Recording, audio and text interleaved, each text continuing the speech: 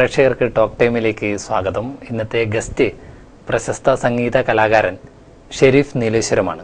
ഈ പരിപാടിയിലേക്ക് സ്വാഗതം ഷെരീഫ്. നമസ്കാരം. ഷെരീഫ്, നമ്മളിപ്പം സാധാരണ സംഗീത രംഗത്ത് ഉയർന്നു വരുന്ന പല കലാകാരന്മാരെ കാണുന്നുണ്ട്. ചിലവർ സ്കൂൾ കലോത്സവങ്ങളിൽ, അത് കോളേജ് തലത്തിലായ യൂണിവേഴ്സിറ്റി കലോത്സവങ്ങളിൽ വരും. അതെല്ലാം അവർ വളർന്നു വരുന്ന സാഹചര്യങ്ങളുണ്ടാവും. ഇപ്പം സംഗീതം, അതായത് വീടുകളിൽ അച്ഛനോ അല്ലെങ്കിൽ രക്ഷിതാക്കൾ ഈ മേഖലയുമായി ബന്ധപ്പെട്ടില്ല. ഷെരീഫ് എങ്ങനെയാണ് ഈ മേഖലയിലേക്ക് എത്തിയത്? മാഷ് പറഞ്ഞ പോലെ ഈ വീട്ടിലെ കുടുംബം ഒരുപാട് സ്വാധീനിക്കുന്ന പറഞ്ഞത് വളരെ ശരിയാണ്.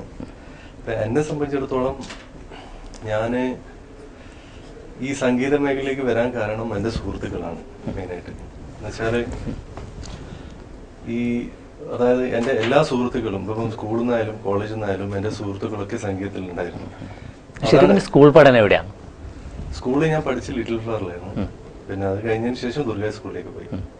അപ്പോൾ എൻ്റെ സുഹൃത്തുക്കൾ മാത്രമല്ല, അതിനോടനുബന്ധിച്ച് ഈ കലോത്സവങ്ങൾ ഉണ്ടാകുന്ന സമയത്ത് അത് ഒരുപാട് പ്രചോദനം തരും. ഇങ്ങനെ വേറൊരാൾ പാടുന്ന നോക്കി, അല്ലെങ്കിൽ വേറൊരാൾ ഒരു ഇൻസ്ട്രുമെന്റ് വായിക്കുന്ന നോക്കി ഒരു കുട്ടി ഇതുപോലെ ക്ലാസ്സിൽ നിന്ന് ട്രെയിൻ ചെയ്യുന്നത്. ഇപ്പം ഞങ്ങൾ ഈ കലോത്സവം വരുന്ന സമയത്ത് ഒരുപാട് റിഹേഴ്സലൊക്കെ ഉണ്ടാവുമല്ലോ. അതൊക്കെ കാണുന്ന സമയത്ത് ഒരു പ്രചോദനമാണ്, അതുപോലെ നമുക്കും ചെയ്യണമെന്നില്ല. അങ്ങനെയൊക്കെ ഒരു ഇൻട്രസ്റ്റ് വന്ന്, പിന്നെ പ്രത്യേകിച്ച് ഞങ്ങളുടെ നീലേശ്വരം കലാ സാംസ്കാരിക കേന്ദ്രം എന്ന് പറയുന്നത് വളരെ ശരിയാണ്. എന്ന് വെച്ചാൽ ഓരോ ഓൾട്ടർനേറ്റീവ് വീട്ടിലും ഞങ്ങൾക്കൊരു സംഗീതജ്ഞനെ കണ്ടെത്താം. ഒന്നെങ്കിൽ പാട്ട്, അല്ലെങ്കിൽ ഡാൻസ്, അങ്ങനെ ഒരുപാട് എൻ്റെ കലാകാരന്മാരെ ധാരാളം ഒരുപാട് അതും വളരെ ശുദ്ധമായ രീതിയിലുള്ള, എന്നുവെച്ചാൽ പക്ക ക്ലാസിക്കല് കർണാടിക്കൊക്കെ പാടുന്ന, അല്ലെങ്കിൽ ഈ ക്ലാസിക്കൽ നൃത്തമൊക്കെ നന്നായിട്ട് ചെയ്യുന്ന ഒരുപാട് പേരുണ്ട്. അപ്പൊ അതൊക്കെ ഞങ്ങളെ സ്വാധീനിക്കും. അങ്ങനെ സ്വാധീനിച്ചിട്ടാണ് ഞാൻ ഈ ഫീൽഡിലേക്ക് വന്നത്. അല്ല, അങ്ങനെ ഒരു പശ്ചാത്തലത്തിലാണല്ലേ ഈ ശരിക്കും സംഗീതം പാടാൻ ആദ്യമായി സ്റ്റേജിൽ പാടിയത് എവിടെയാണ്? ആദ്യമായി സ്റ്റേജിൽ പാടിയത് ഞങ്ങളുടെ കടിഞ്ഞമൂല എന്നുള്ള ഒരു അമ്പലത്തിലൊരു ഉത്സവം ഉണ്ടായിരുന്നു. അപ്പോ അവിടെ ഇങ്ങനെ ഒരു ഗാനമേള ട്രൂപ്പൊക്കെ വന്ന് ഇങ്ങനെ പാടുന്ന സമയത്ത് അവിടുത്തെ നാട്ടുകാരൊക്കെ കൂടി ഇതാ ഷെരീഫ് നന്നായിട്ട് പാടും, അതെ അതെ, അങ്ങനെ ഒരു പാട്ട് പാടിക്കണം എന്നൊക്കെ പറഞ്ഞു. അങ്ങനെ ഞാൻ കയറി ഒരു പാട്ട് പാടി. അങ്ങനെ പാട്ട് പാടി എല്ലാവർക്കും ഇഷ്ടപ്പെട്ടപ്പോ പിന്നെ എല്ലാവരും പിന്നെയും പ്രോത്സാഹിപ്പിക്കാൻ തുടങ്ങി. അതുവരെ ശാസ്ത്രീയമായിട്ട് സംഗീതം പഠിക്കാനുള്ള ഒരു താല്പര്യമോ അല്ലെങ്കിൽ അങ്ങനെ ഒരു സാഹചര്യവും ഉണ്ടായില്ല? ഇല്ല, അത് ശാസ്ത്രീയ സംഗീതം പഠിച്ചു തുടങ്ങിയത് എനിക്ക് പാടാൻ പറ്റുന്ന എന്റെ സുഹൃത്തുക്കളൊക്കെ ഇങ്ങനെ പറഞ്ഞു.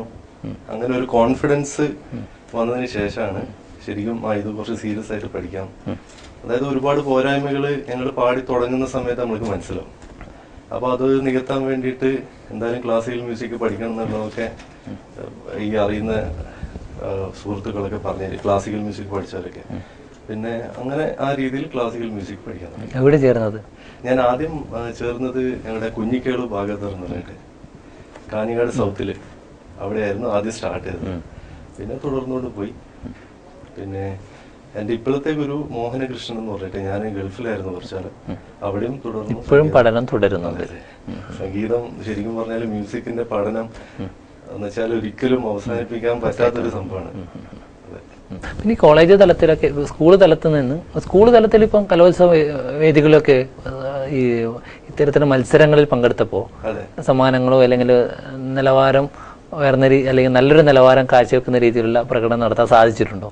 സാധിച്ചു എന്നാണ് എനിക്ക് പറയാനുള്ളത്. എന്ന് വെച്ചാല് ഈ ശരിക്കും പറഞ്ഞ ഈ കലോത്സവ വേദി ഈ ഞങ്ങളെ പോലെയുള്ള, അതായത് ആ സമയത്ത് ഇതുപോലെ പാട്ടിലും അതുപോലെ സംഗീതത്തിലും എന്തെങ്കിലും ആവണമെന്നില്ല ഒരു ഡ്രീമുള്ള ഒരാൾക്ക് ഇതുപോലെ ഒരു വേദി ഒരുക്കി തരാന്ന് പറയുന്നത് തന്നെ വലിയ കാര്യമാണ്. അതുപോലെ ഒരുപാട് വേദികൾ ഉണ്ടായിട്ടുണ്ട്. അതായത് നീലേശ്വരത്ത് തന്നെ ഇപ്പൊ സിംഗർ 95, 98 എന്നൊക്കെ പറഞ്ഞിട്ടൊരു അങ്ങനത്തെ ഒരു പ്രോഗ്രാം ഉണ്ടായിരുന്നു. അതിൽ പങ്കെടുത്തായിരുന്നു.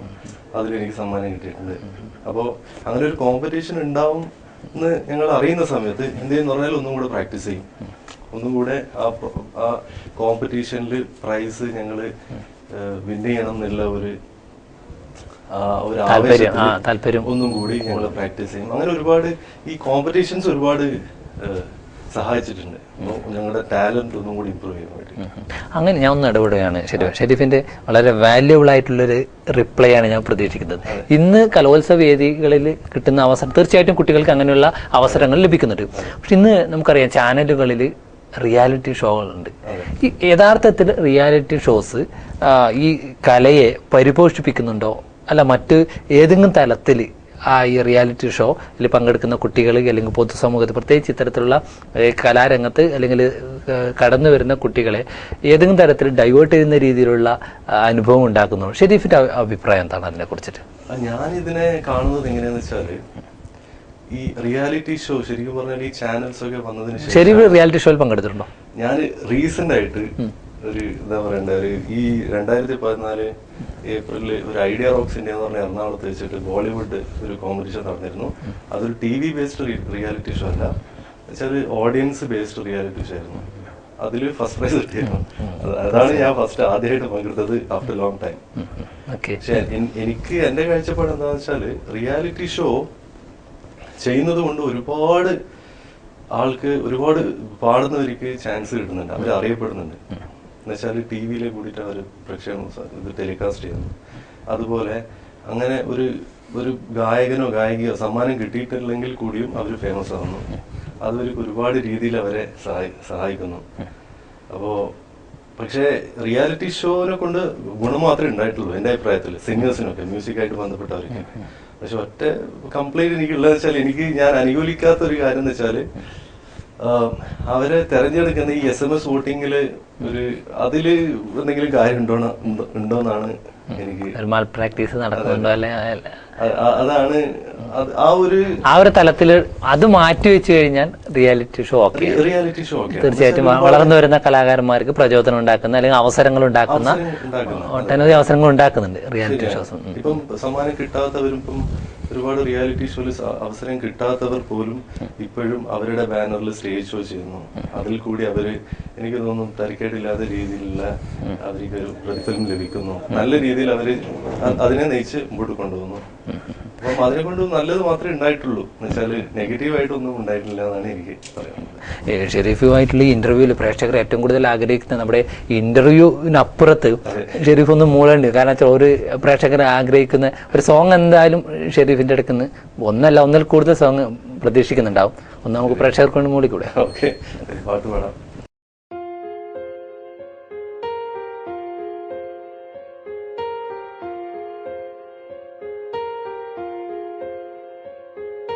हम तेरे बिन अब रह नहीं सकते, तेरे बिना क्या वजूद मेरा।